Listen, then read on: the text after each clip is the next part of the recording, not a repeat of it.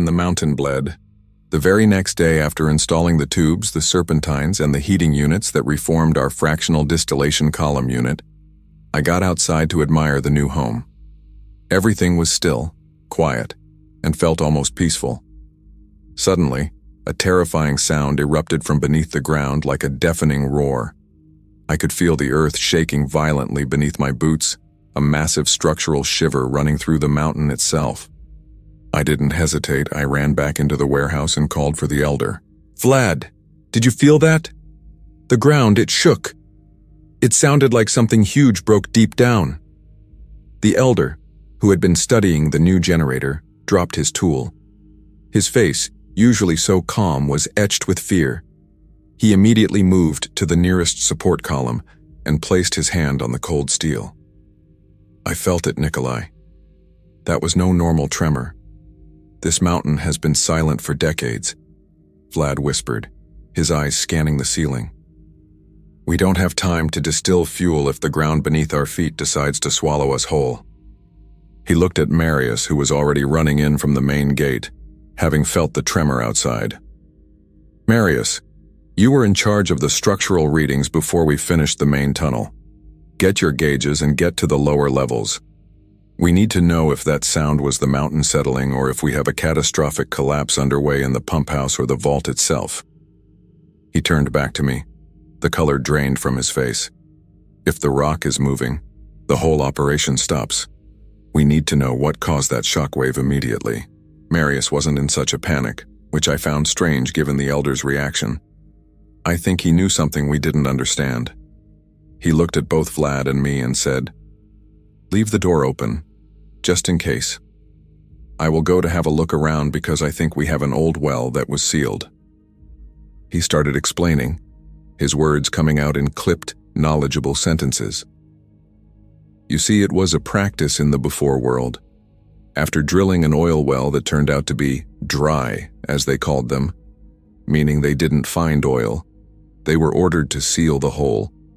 Many times they were dropping a mixture with cement to cement the hole and then attach a steel flange. I think this is what is going on." Marius's eyes were sharp with sudden focused excitement. "I will go out to check for a sealed oil well because I think it is about to erupt. It is exactly what we called it when finding oil in the old days. When the mountain bleeds." He was already halfway out the door, moving with a speed that contradicted his usual thoughtful pace. If he was right, that terrifying roar wasn't a danger. It was an incredible opportunity. We weren't collapsing. We were striking a new reserve. "Nikolai, go with him," Vlad ordered, grabbing a heavy wrench. "Be ready to help him cap it, but stay back if he tells you to. I'm getting a team to secure the crane and the biggest empty tanks. If the mountain is bleeding, we need to be ready to catch every drop." Marius, already outside, turned to me just as I reached the door. "Vlad's got the right idea, but the first thing we need is a clear path to siphon the oil if this seal blows. I need to find the specific wellhead and confirm the pressure." I was scared. I didn't know what to expect when I saw Marius scrambling out of the perimeter following the terrifying sound. Then he called back to me. "Kid, go and call for a few men to get a piece of metal sheet. Go now, fast. It is about to blow." I ran back toward the main warehouse and gathered 10 men with the biggest piece of metal sheeting we could find, just as Marius asked. When we reached Marius, he immediately gave us the plan. "Get the sheet in an upstanding position, ready," he shouted. "When I give the sign, you come with the sheet and hold it against the jet to redirect it to the valley. There's a big, deep bowl there. Whatever the earth bleeds, we will point it in that direction as a collection point. If it's oil, we've got ourselves a lake of oil. Just be ready." I didn't even know how to feel, scared or happy or maybe both. But one thing I understood. The mountains saw us struggle and God blessed us with the abundance of black blood we needed so much. We didn't have time to waste, and here it was, coming to us on its own. We would be blessed for a very long time. Then, a massive sound like an explosion happened, and a jet of murky black blood, crude oil, blasted 20 to 30 meters up toward the sky, spraying everything. Marius roared over the sound.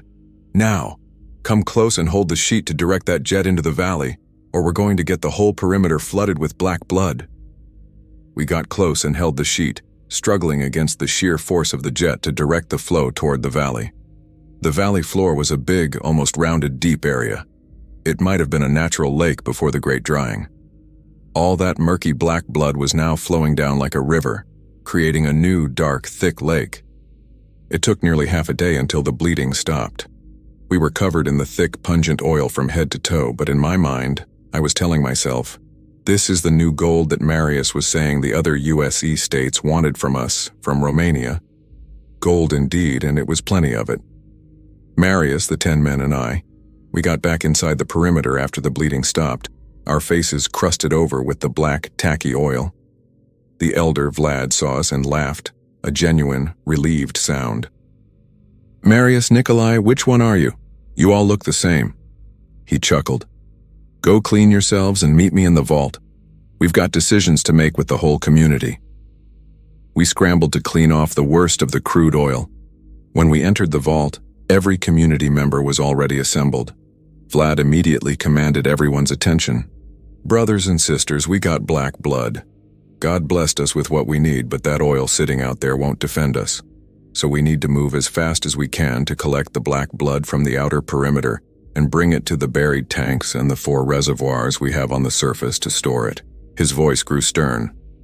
"We need to do this before other gangs see it and find us. We need to start working in shifts if need be until we get the pump running to mechanically move it. So, brothers and sisters, we need any hands we can get to form the teams of your choice to start moving that black blood. They found it," he said, pointing to us. "But they will join too, so we can store the blood and clean the deep to leave no trace of it at all. Thank you all. When you're all ready, let me know so we can count the teams for safety reasons, and do not do anything that you cannot understand.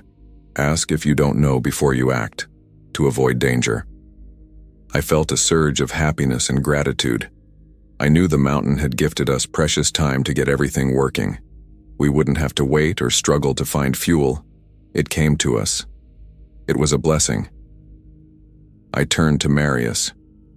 "You need to tell me more about the things you know, because if I was alone in this, I wouldn't know what to do. And don't forget, we have a deal, remember? The value of knowledge." Marius paused, watching the community quickly organize themselves into bucket brigades and siphoning teams. His focus returned to me and he gave a slow, deliberate nod. "I remember, Nikolai, and you earned it today. You kept your head when the ground roared, and you moved that sheet when that well was screaming at us. You see how fast Vlad mobilized everyone? That's what a good leader does, and it starts with information." He continued, lowering his voice again so only I could hear him over the din of the organizing crowd. "You asked how we build the world we want. The key is in that chain of command Vlad just set up. You asked about my knowledge. It's not special. It's just a lot of stored, organized information from the before world." Marius waited until I finished asking about our deal. He watched the community members, now an army of fuel gatherers, busily organizing their effort to salvage the Black Blood Lake. He looked back at me, his gaze softening slightly. "I remember, Nikolai, and you earned it.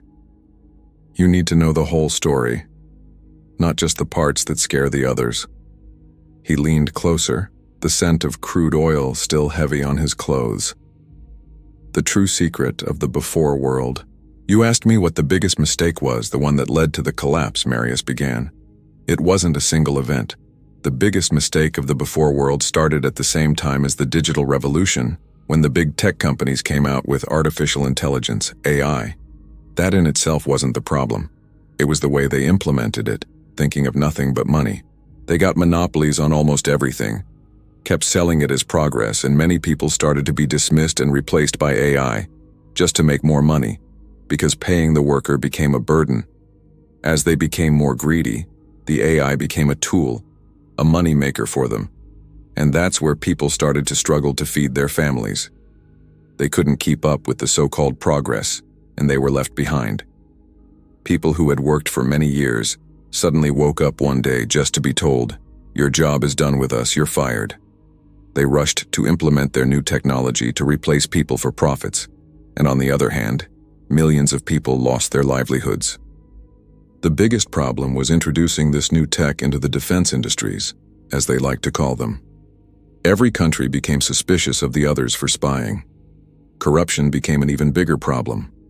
The intelligence wars grew bigger, driven by misinformation and deliberate false information to mislead people into different beliefs. Media became a propaganda tool to get people against each other, like what happened with the United Kingdom.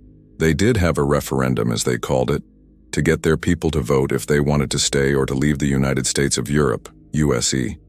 And later, in the winter of 2020, they were out of the USE, and they called it Brexit. Wait, what does that mean? I asked.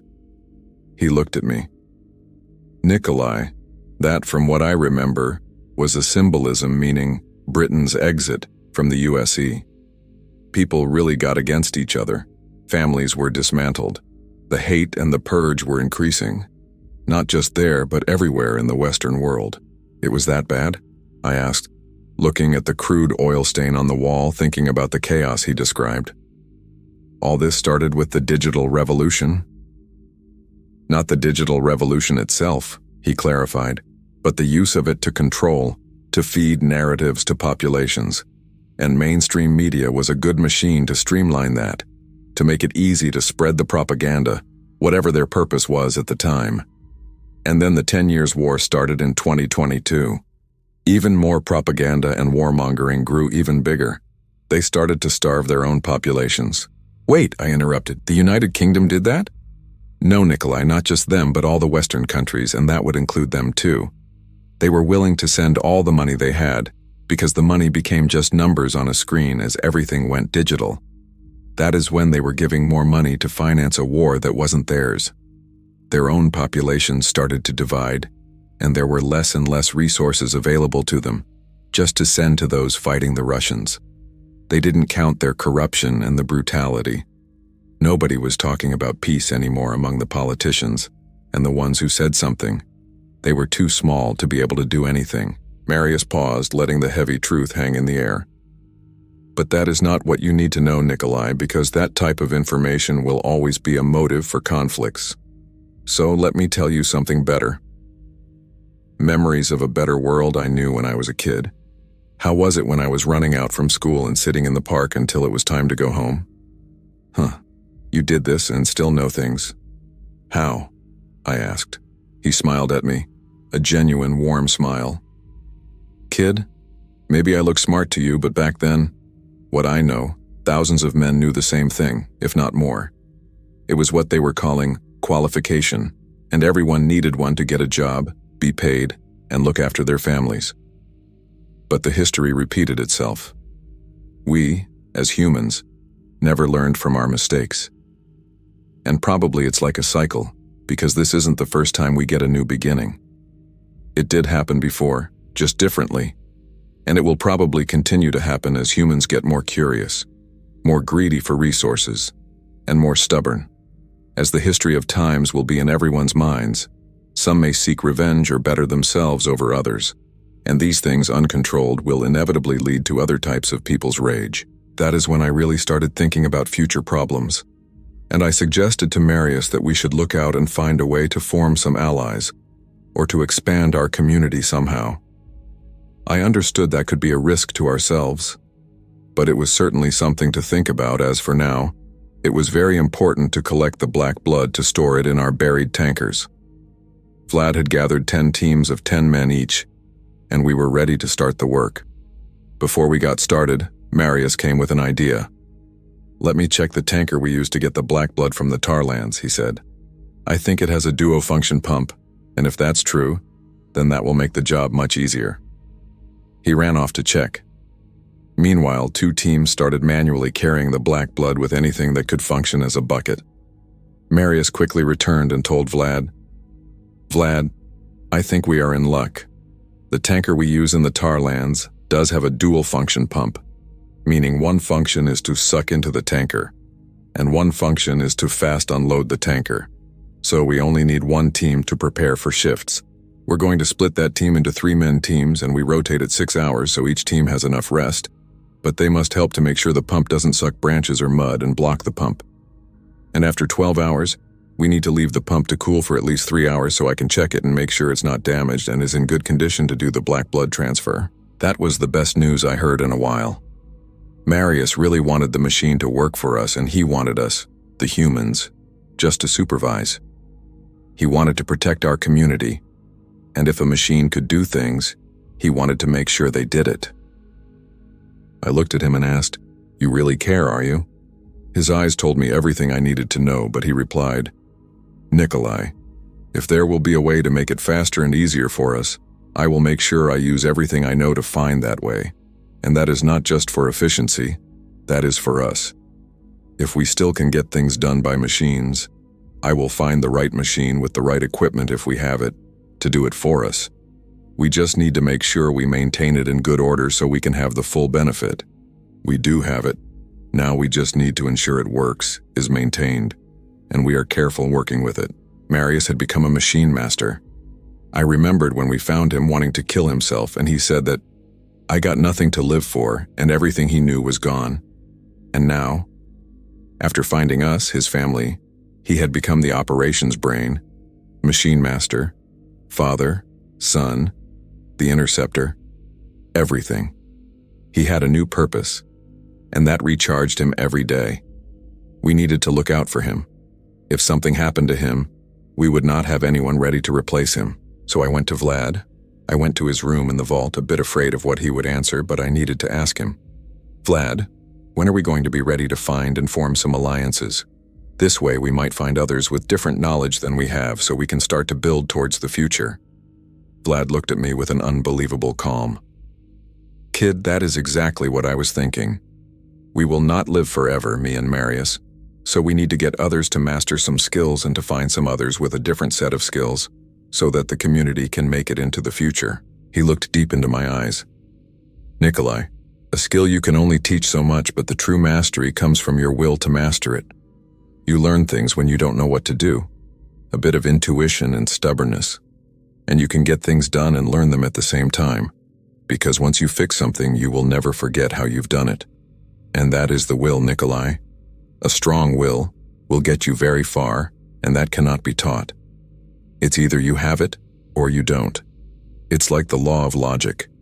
And yes, we need more people with more knowledge and to increase our chances in this new world until it will be established, until we find each other again to reborn the world community and to learn from each other what will be good for all of us as a world and what we should avoid, so we do not let the history repeat itself and we all learn from our own mistakes." 3 days later into the job, the iron heart stopped beating. The pump didn't survive the intense task she had, and that was the same day I saw the community coming out, surrounding the iron heart. They formed a cult. They were afraid and thinking if they prayed enough, the heart would start beating again. More than half of the black blood was transferred, but we needed all of it in case we needed to trade to form alliances. Marius was working hard, his entire focus consumed by the broken machine, trying to find a way to get the heart beating again. At the same time, I went to ask Vlad, "We need parts now. We need to find parts. Maybe some addition to the fleet, a new truck or tanker, so can I get someone to go scouting?" Vlad looked at me. I saw it in his eyes that he didn't want me to go, but I insisted. "Vlad, I need to go scout. If I'm not doing it, I don't think anybody else will be ready for that, so I will have to, and I will make it back, I promise." Vlad didn't want to say it, but he nodded. I understood why he hesitated, but he knew there was no one better prepared for this mission. I told him, "I will go tell Marius about the mission so he knows, and I'll fill the tank on the acid roller and ask him to find me a good fighter to come with me to make sure we make it back untraced." The moment I saw Marius, he was dismantling the iron heart. I stopped him. "Marius, I need you to listen to me." He looked up, his face greasy and stressed. "Whatever it is you want to say, make it fast, okay? No time for the before world, Nikolai, not right now." He was giving everything to get the heart beating again. "I will go on a scout mission and I need you to find a good fighter that you know to come with me." He stood up so fast I thought he might hit the ceiling. "What? No, you are not going anywhere. You are too young to manage such a mission." Then Vlad appeared. "He is right, Marius. There is no one better prepared than he is. He is young and fast like a thunderlight, and he needs someone just as good, at least for fights if that occurs." "But Vlad," Marius protested, his voice cracking with fear and anger. "He is my son and I don't want to lose him again. Why are you allowing this?" I intervened. Marius, he didn't choose me. I offered on my own to do it, and you need parts, maybe a new pump, so it wasn't him. I chose myself to go, and you can't stop me. None of you can stop me. I just need someone with me, another pair of eyes, so we can defend ourselves if need be. Marius stood up completely. Okay, kid.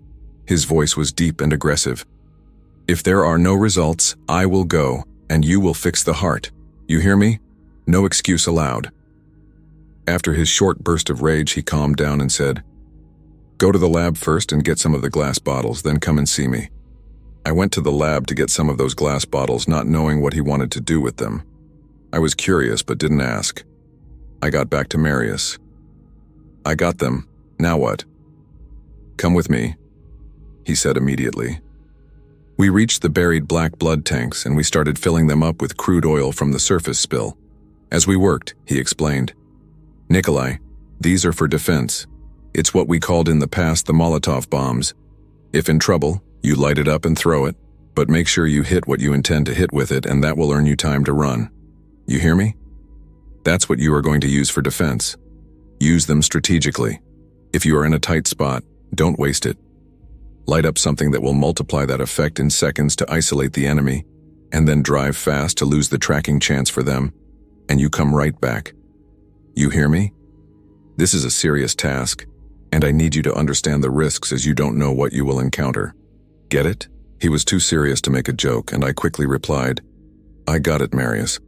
I will make sure they will be close to us in the acid roller, and I promise, I will come back whatever happens. We went back to the acid roller, put the bombs in a wooden box on the back seat, and I heard Marius saying, Stay here. I will bring Marcos to come with you. He is a scary guy, the muscles you need. He is not fast thinking, but with some direction from you, he will ravage.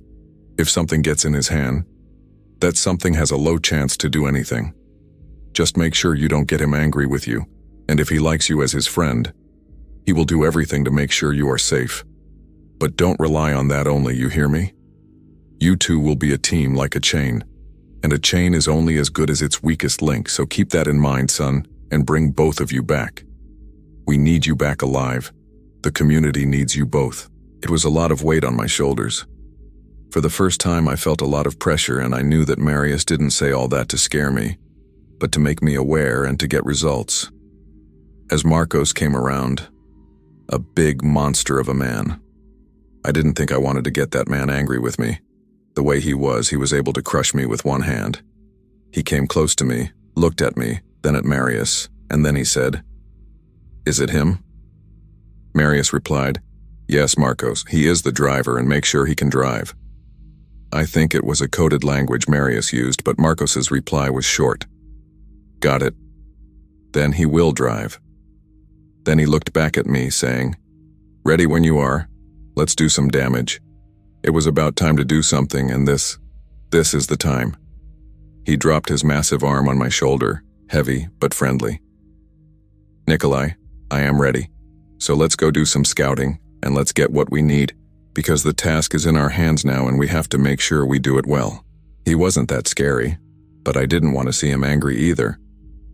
I looked him in the eyes like Marius told me once and said, Let's do it, Marcos. We slapped our palms together and jumped into the acid roller that was filled with the blood it needed and the bombs we needed for defense. He looked at me again. No worries, kid. Nothing will happen to us. I will make sure of that. You hear me? Nothing. Then he looked at Marius, raised his right hand palm, and slapped with Marius. We'll be back, he said. Then Marcos looked at me saying, We got this, kid. We got the AKs, we got the firecrackers, the Molotovs. Let's go. We need to find whatever works for us. A new alliance, a bullet farm, the black magic, gunpowder, or the things we need to make ourselves the black magic, and we need to make sure we don't get tracked when we get back. Marcos was so sure we would return. I was a bit worried because I didn't know what was waiting for us out there in the wastelands, and we needed to be very careful about our surroundings, but I just replied to Marcos, Let's go. The gates were about to open when I realized many of our community members were already out, waving to us. It was like a blessing from them, a way of saying, good luck. One little boy from the community came close. I hit the brakes. He came to Marcos's side and gave him a little rock that the kid said was a part of his home, to give him something for good luck. The boy took it out of his pocket, handed it to him, saying, "If they try to hurt you, kill them with this." I smiled, but then I saw Marcos, such a big guy, so moved by a little kid. He jumped out of the acid roller, lifted him up on his shoulder, and got him to his dad. Then he put him down and knelt in front of him and said, "I will always be here for you." Marius, Vlad, Dan, and everyone else were stunned. Nobody knew Marcos to be like that, but that day something moved him. I don't know what it was, but that little kid awakened something in Marcos. I could see it. I just couldn't explain it. He jumped in the acid roller, gave me a huge hug like it was his final day, and then he said, "We go. We go find what we need to protect our people, kid. You all are my family, and nothing will happen while I'm still breathing." The gates opened, and we left the perimeter. I drove on the hidden roads Marius showed me on the way up the mountain, and we reached what was known as the outskirts of Moynesti. Loads of ruins started to show up in the distance of what was once the city of the before world. Marcos tapped my shoulder to slow down. In the distance, he saw something and said, "Kid, slow down. There, can you see it? There is something." I looked in the direction he was pointing. There was something. Seconds later, "They are some scavengers. They look for something," he said. I asked him, "What do you think we should do?" He immediately replied, "We need to catch at least one alive to see what he can tell us, where he is coming from." I slowed to a stop. We grabbed the AKs and got closer between some ruins to have a better view. They were 5 in a group, but 3 of them left, dragging something. Then I heard Marcos saying, "Kid, I go right. You go left, and don't shoot them unless they are showing signs that they want to attack when they see us. You got it? We need them alive to see what they can tell us about this area, who is the warlord that runs these lands." That was a tactical move from Marcos.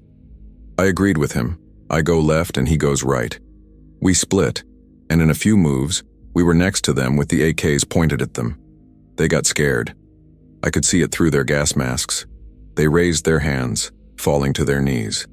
We didn't shoot them. Marcos grabbed the mask off of one of them. It was a man, maybe a bit younger than Marius. Then he asked him, "Cine esti? Who are you? Pentru cine lucrezi? Who are you working for?" The man was terrified as Marcos held his AK on his head.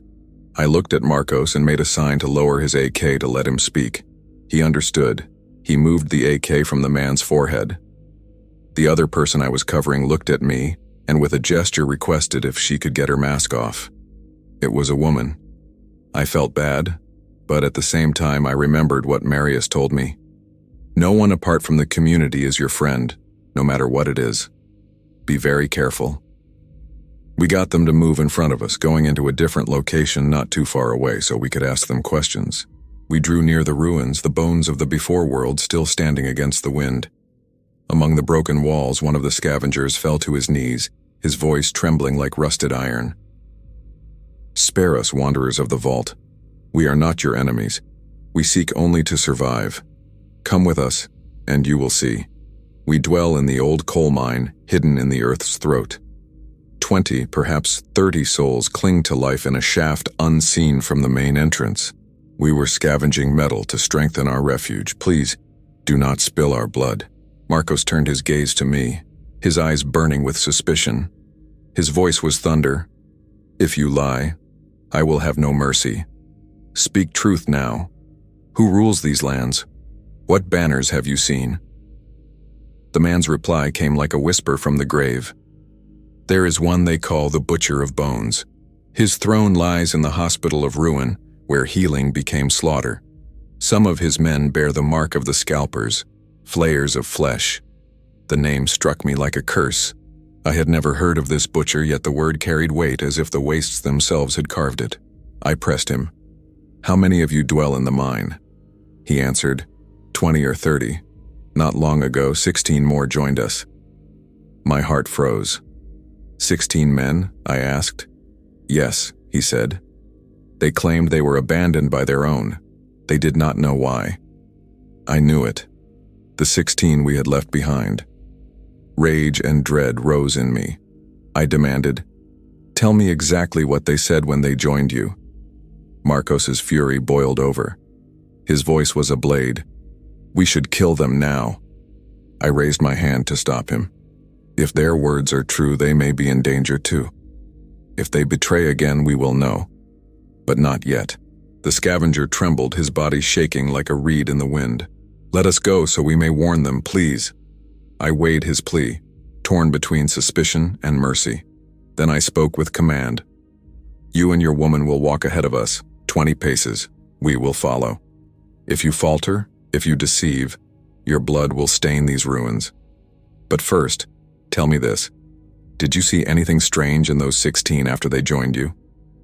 The man's eyes darted, his voice hushed. "No, only whispers. They spoke of betrayal, of a teller, a spy of the Iron King. They said he abandoned them in the wastes. They longed to find him, to name him. The words struck me like a prophecy.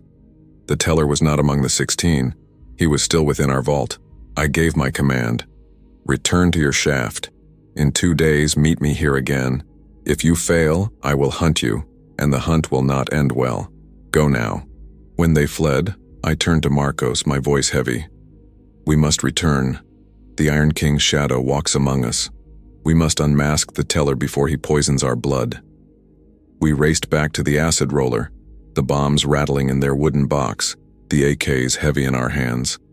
I drove hard, the hidden roads of Marius winding up the mountain, ruins of Moynesti looming like broken teeth.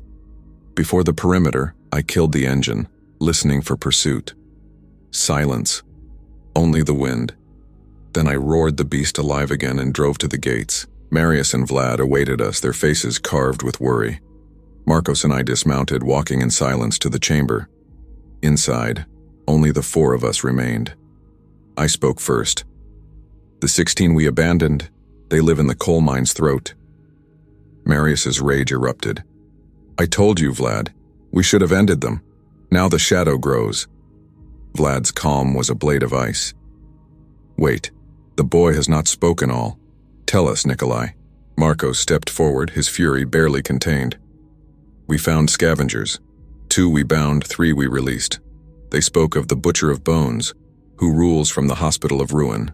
They spoke of the 16, abandoned yet alive. And they whispered of betrayal, the teller of the Iron King. Not among the 16, but still within our vault. That is why we returned with haste." The vault itself seemed to shudder. Marius's voice broke into prophecy. "It is the gunner of false tongues. He was too quick to choose the 16, too eager to replace the forgotten face. I see it now.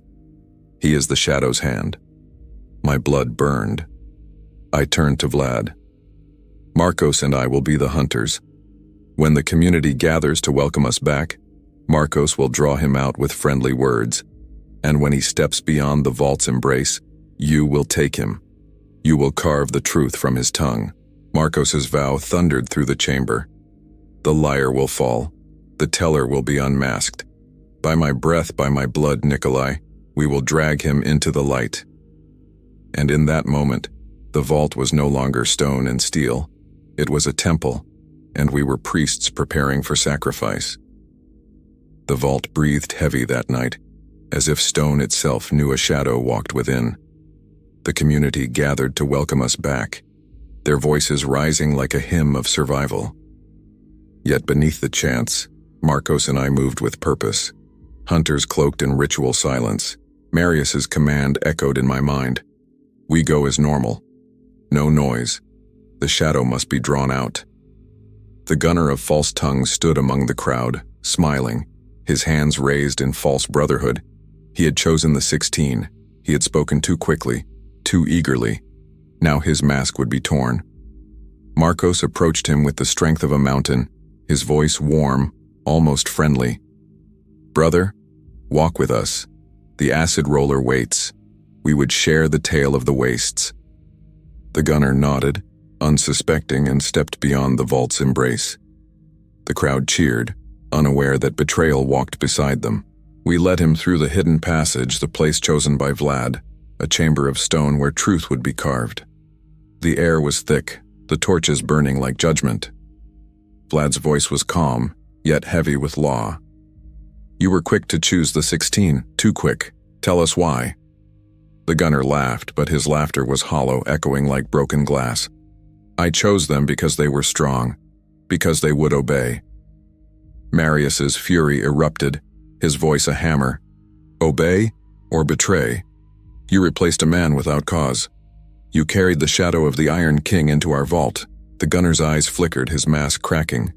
He whispered, "The Iron King's hand reaches everywhere, even here, even now." Marcos seized him, his grip like iron chains. The gunner struggled, but Marcos's strength was unyielding. "Speak truth, or your tongue will be torn," Marcos growled, his voice a vow of blood. The chamber fell silent. The gunner's words spilled like poison. "The butcher of bones knows of your black blood. He waits in the hospital of ruin. The Iron King watches from afar, and I was sent to open the way." Vlad's eyes burned with cold fire. "Then you are no brother. You are the shadow, and shadows must be cast out." Marius stepped forward, his voice breaking into prophecy. "Tonight, the vault will purge its curse. The gunner of false tongues will speak no more." The torches flared, the chamber roared with judgment, and the community's fate shifted. The teller had been unmasked, but his words carried dread. The butcher knew, the Iron King watched, and war was coming. The blood bag. The vault did not kill the gunner of false tongues. Death would have been too swift, too merciful. Instead, Vlad spoke the law. "The traitor shall bleed for us. His body will be the vessel, his blood the fuel. He will walk as the blood bag of Tazbuga, cursed to serve until the veins run dry." The community gathered, silent as stone, watching the ritual unfold. Marcos dragged him into the lab, the chamber where the chemist and the organic mechanic worked their craft. The lab was no ordinary place. It was a sanctum of fire and glass, where liquids hissed and metals sang. Here, betrayal would be turned into fuel. The chemist lifted the first vessel high, as if it were a chalice, and the elders whispered together. "The shadow bleeds. The vault endures." The organic mechanic fastened the straps, binding the gunner to the steel frame. Tubes pierced his arms, siphoning the crimson flow into bottles. Each drop was a reminder of treachery, each vessel a relic of survival. Children hid their faces, mothers whispered prayers, and the elders spat on the ground. Some saw horror, others saw justice. A child asked, trembling, "Is he still a man?" An elder answered, "No, he is a vessel. His blood is ours, his silence eternal." Marius's voice thundered like prophecy. "Let his blood remind us. The Iron King's shadow walks among us still. We drink from his treachery, but we must guard against its poison." The gunner screamed, but the lab swallowed his cries. His laughter returned, hollow and broken. "You think you bind me? The butcher of bones knows of your black blood. The Iron King watches from the Tazbuga peaks. My veins are theirs already." Then Vlad raised his hand, calm as a priest. "Blood alone is not enough. The tongue that betrayed must be torn so no lie may ever pass again." Marcos seized him, forcing silence upon him. The organic mechanic pulled the tongue from his mouth, and the scream that followed was swallowed by the vault's walls, echoing like the death of a serpent.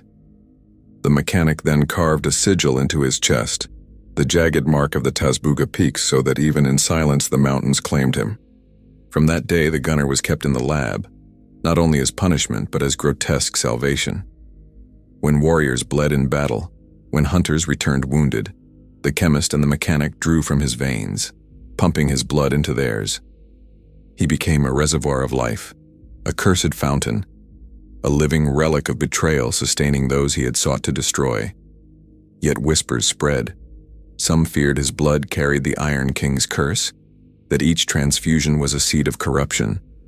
Others believed it was holy justice that the traitor's veins had become the vault's lifeline. The Tazbuga Mountains remained a name heavy with curse, jagged teeth of the earth, eternal and hungry. Though the gunner would never walk their passes, his silence and his blood were bound to their shadow, as if the mountains themselves had claimed him. Marcos leaned close to me, his voice a vow. We will guard him. His exile is here, in this lab of fire and glass. And if the butcher's scouts dare approach, then blood will answer blood. The torches flared, the lab roared with judgment, and the vault's fate shifted. The gunner was no longer a man. He was a vessel, a curse, a living punishment. And beyond the gates, the Tazbuga Mountains waited, eternal and hungry. The black blood traps. The vault prepared for war. Word of the butcher's scouts spread like ash on the wind, and Vlad decreed that the perimeter must be sanctified with fire and shadow. Marcos and I worked through the night, our hands blackened, our veins burning with urgency. The chemist brought forth vats of black blood, thick and glistening like oil from the earth's heart. The organic mechanic shaped the pipes and channels, laying them across the ground in hidden veins. 2 layers we built, 2 circles of death. The first ring lay close to the perimeter, shallow trenches filled with black blood, disguised beneath dust and stone. The second ring stretched wider, a trap to catch those who broke through, so that enemies would be swallowed between the circles, trapped in a pit of flame. We whispered as we worked, a refrain carried by the night. The shadow bleeds, the vault endures. Torches flickered, casting long shadows across the trenches. The black blood shimmered like a serpent waiting to strike.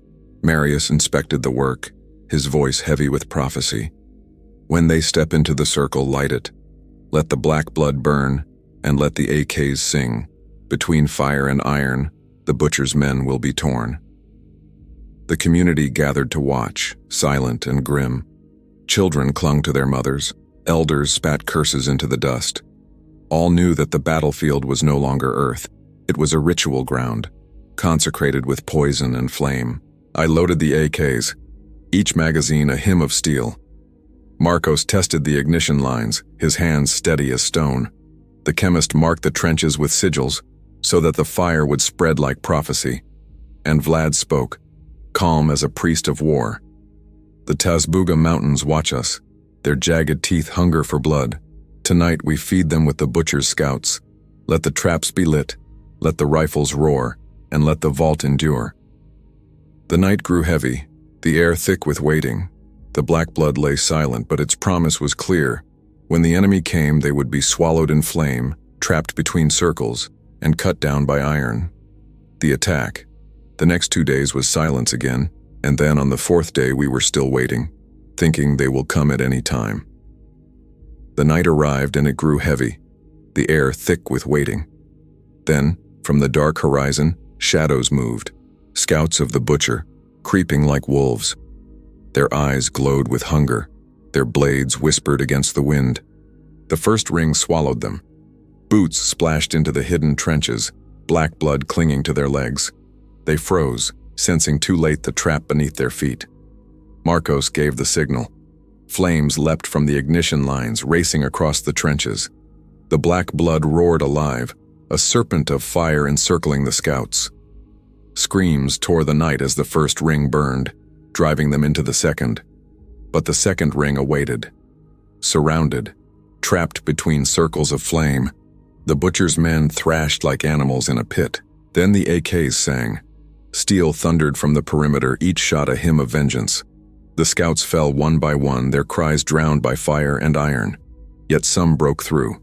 A handful leapt the burning trench, charging toward the perimeter with blades raised. I fired, the recoil hammering my shoulder, cutting 2 down before they reached the wall. Marcos met another with his axe, splitting him in the firelight. The battle became chaos. Flames lit the night, shadows danced across the walls, and the air filled with smoke and screams. Scouts clawed at the barricades, some burning alive, others cut down by rifle fire. Marius roared above the din, his voice prophecy made flesh. Between flame and steel, the shadow is broken. The butcher's scouts bleed, and the vault endures. One scout, larger than the rest, broke through the second ring, his body aflame yet still charging. He reached the wall, blade raised, but Vlad himself stepped forward. Calm as stone, he fired a single shot. The scout fell, his body consumed by fire, his scream echoing into silence. The battle ended as quickly as it began. The flames died, leaving only ash and silence. The Tazbuga Mountains loomed in the distance, jagged and eternal, as if they had watched the sacrifice and hungered for more. The waiting and the memories. The flames of the black blood trenches had died, leaving only ash and smoke curling into the night. The scouts of the butcher lay scattered, their cries swallowed by silence. Yet I did not rest, nor did the vault. We all knew shadows still moved beyond the perimeter, that the second attack would come. We rebuilt the defenses, reloaded the rifles, and watched the lab glow faintly with the cursed breath of the blood bag. The community gathered in silence, each heartbeat heavy with dread. I was listening with my eyes wide open and my breath heavy, the weight of memory pressing into me. The elders spoke of towers of glass and rivers that once ran clean, of skies unpoisoned and machines that served without hunger. I felt the echo of a world I had never seen, a world that seemed both gift and curse. Vlad's voice was calm like stone. The before world was a place of light. Towers rose like spears of glass, rivers ran clean, and the sky was not yet poisoned. Men walked freely, and machines served without hunger. But pride grew, and greed followed. The Iron King rose from that greed and the butcher from its ashes. Then Marius leaned forward, his eyes burning, his voice heavy with memory. The western states of the U.S.E., they were so proud of being green. They shut down their own polluting industries, forced everyone to buy electric cars, and signed agreements to protect their forests. But all of that was at the expense of the eastern countries, the Balkans, countries like ours. It was a massive hypocrisy, Nikolai.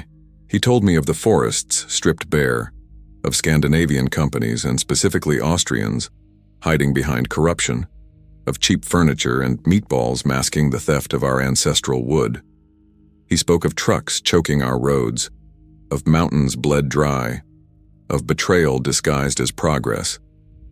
The greatest tragedy we saw right here in Romania was the systematic destruction of our ancient forests.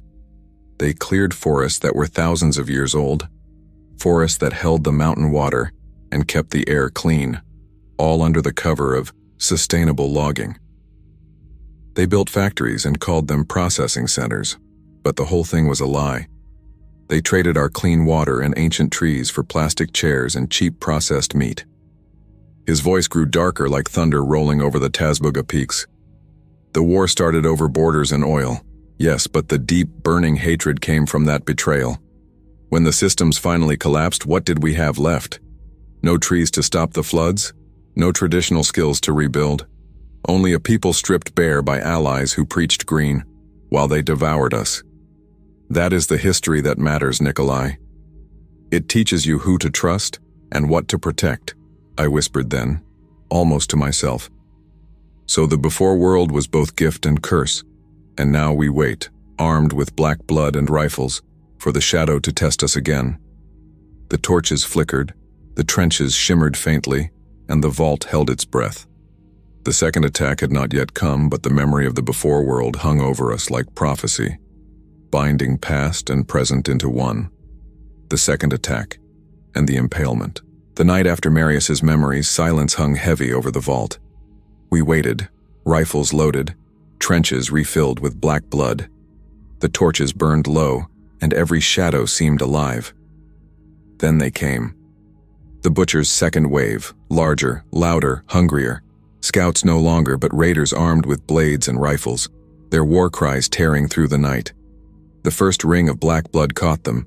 Flames leapt high, devouring their front lines. Screams filled the air, but more pressed forward, driven by rage. The second ring ignited, trapping them in a circle of fire. I fired until my shoulder burned, each shot hammering against the night. Marcos fought at my side, his axe splitting skulls in the firelight. The vault roared with steel and flame, the AKs singing like drums of war. Still, some broke through. They clawed at the barricades, their faces blackened with smoke, their eyes wild with hate. One leapt at me, blade raised. I pulled the trigger, and he fell into the dust. Another reached the wall, but Vlad himself stepped forward, calm as stone, and cut him down with a single shot. The battle raged until the flames consumed them. The butcher's men fell one by one, their cries swallowed by fire and iron. When the last body dropped, silence returned, broken only by the crackle of burning trenches. We stood among the dead, the air thick with smoke and blood.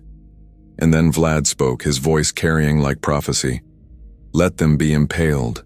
Let their bodies stand as pillars around the perimeter, so that all who approach will see what fate awaits the butcher's men." The order was carried out. Stakes were raised, sharpened like spears. The fallen raiders were lifted, impaled, and set in a grim circle beyond the trenches. Their silhouettes burned against the horizon, a forest of death, a warning carved into flesh. I watched, my breath heavy, my eyes wide. The perimeter had become more than defense. It was a shrine of terror, a reminder that the vault endured, and that any who dared attack would face the same fate. The torches flickered, the impaled bodies swayed in the wind, and the Tazbuga Mountains loomed in the distance, jagged and eternal, as if they approved of the ritual, one already known to the Romanian collective memory, a terror reborn as warning. The aftermath, and the triage of terror. I stood by the perimeter, my breath heavy, watching the silhouettes of the impaled men sway like macabre scarecrows against the dawn. The community was exhausted but utterly unified, the shared horror of the raid now solidified by the grim monument outside the gate. The torches flickered, the bodies swayed in the wind, and the Tazbuga Mountains loomed in the distance, jagged and eternal, as if they approved of the ritual, one already known to the Romanian collective memory, a terror reborn as warning. The morning was spent in silent, purposeful work. The trenches were refilled with black blood, the barricades reinforced, and every weapon was cleaned. The stench of smoke and death was heavy in the air, but it bound us together. Some whispered that Vlad had become the new impaler. Others spat curses at the corpses, but all understood. This was the price of survival. Later that morning, Vlad, Marius, Marcos, and I gathered back at the pump house, the broken iron heart lying dismantled in the center of the room. The initial objective, finding a pump replacement, felt distant now, dwarfed by the reality of the external threat. "The butcher knows where we are," Vlad stated, his voice flat. That attack was too accurate. They knew exactly where the weak points were. We only survived because of the fire and Marcos's axe. Marius, his face etched with exhaustion, nodded slowly. "They won't come back with scouts. Next time it will be a siege machine. We need leverage, and we need healing." I spoke up, remembering the fight. "We managed to capture 2 of the raiders alive before the fire got them. Wounded but alive. Where are they?" Vlad looked at me, his eyes cold and pragmatic. "They are providing triage. The night cost us 5 good fighters, and 6 are badly burned or cut. They need specific antitoxins and stimulants to recover quickly." He pointed to a heavy, reinforced steel door near the floor, the neglected hatch leading down into the lowest unused levels of the vault. "The 2 raiders were taken to the chamber below," Vlad said. "They, along with the other one we had already secured, are the blood bags." Marius moved toward the dark hatch, beckoning us. "Come, the Iron Heart might be dead, but our people are not. We adapt." We descended into the frigid, concrete darkness. The air down here was thick with a metallic tang and carried the sharp, familiar scent of the acid roller's volatile fuel. The sight that greeted me was shocking. In the center of the room, under a single harsh electric lamp, were 3 figures strapped to thick steel frames. The traitor, a figure I instantly recognized as the gunner, pale and unconscious, his betrayal now physically manifested by the tubes attached to his arm. The raiders. On either side of the gunner were the 2 captured raiders, groaning faintly, one with a severe wound wrapped in rough cloth. They were also restrained, tubes leading from their bodies to a repurposed distillation unit. The 2 raiders took a high dose of the butcher's red stim before the attack. It's a powerful cocktail of adrenaline and toxins that masks pain but eventually poisons the blood, Marius explained, his hand resting on the filter housing. "Our organic mechanic can't replicate the antidote, but they can filter the toxin out and use the residual stimulant properties, combined with our own stabilizers, to create an immediate restorative injection." The 2 new blood bags will save the 6 wounded above. Vlad stepped past the captives, his gaze hard. Betrayers and enemies are no longer waste. They are fuel, they are currency. The butcher's men came for our blood. Now we take theirs to save our own. Marius pointed to a map marked on the wall.